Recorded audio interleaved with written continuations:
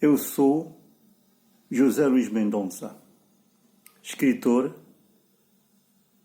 nascido no Golungo Alto em 1955, autor de vários livros de poesia e alguns romances e uma coletânea de contos, dos quais há a destacar o romance publicado o ano passado, Se os Ministros Morassem no Mosseque. Eu venho hoje falar-vos de um excelente romance do escritor peruano Mário Vargas Llosa. É um livro fantástico que se chama A Festa do Bode, La Fiesta del Chivo, em espanhol. A Festa do Bode é uma alegoria sobre uma das mais terríveis ditaduras na República Dominicana, de 1930 a 1961, com o ditador Trujillo. Mas primeiro, vamos ver quem é este grande escritor peruano, Mário Vargas Llosa. Mário Vargas Llosa pertence à pleiade de escritores galardoados com o Prémio Nobel da Literatura. Ele recebeu em 2010, pela sua obra fundamentalmente baseada na liberdade individual, a questão da liberdade individual, a questão da opressão dos regimes da América Latina e a divisão da sociedade em castas.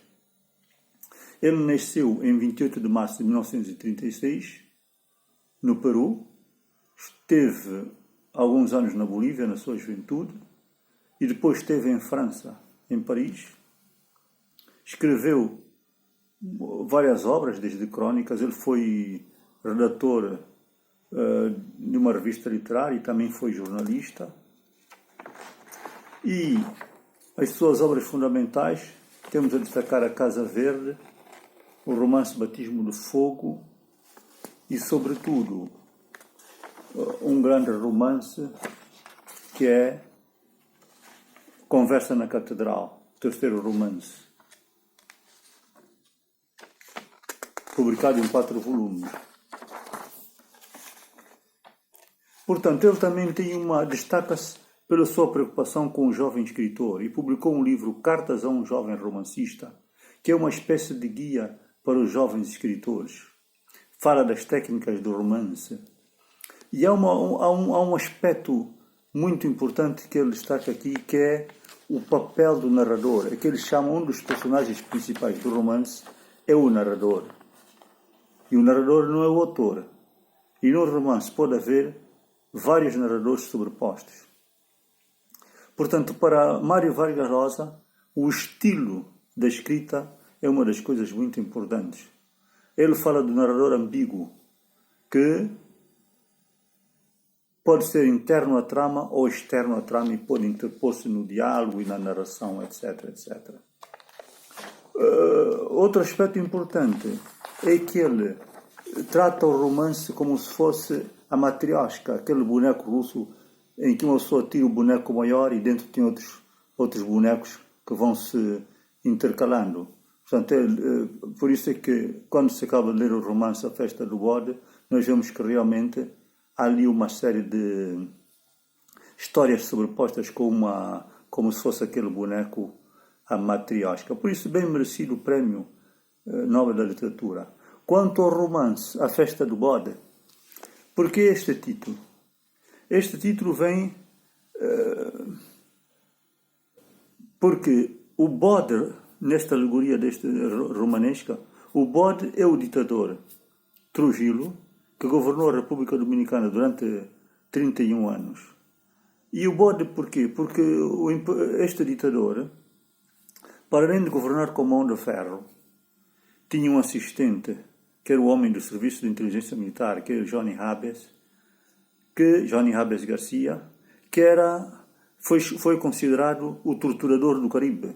Acho que, de todos os chefes da segurança militar daqueles países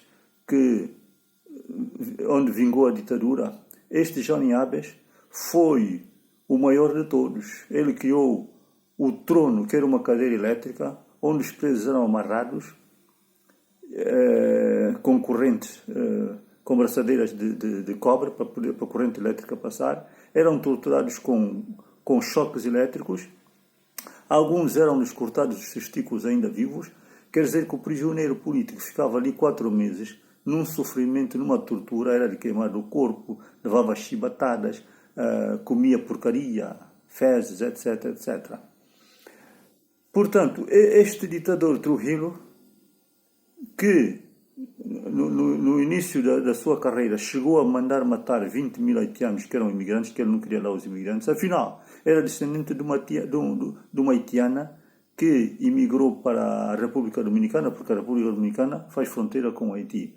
É só para ver o paradoxo da história, das coisas. Ele, afinal, era descendente de haitianos. E outra coisa curiosa é que este Johnny Abbs, o torturador do Caribe, acabou por morrer no Haiti, onde, depois do exílio, foi prestar serviço ao Doc Duvalier.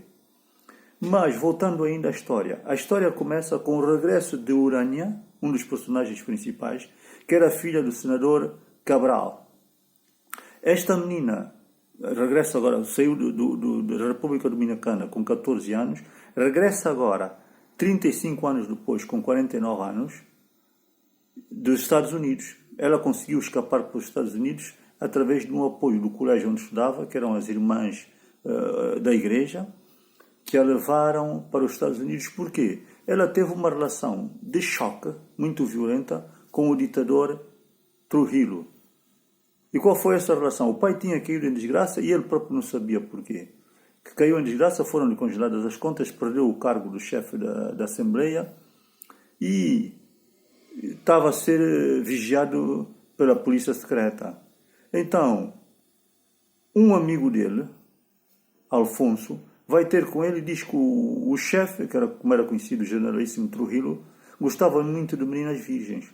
E que se ele se desse a filha de 14 anos, que já não tinha mãe, era órfã de mãe, para o tirano satisfazer as suas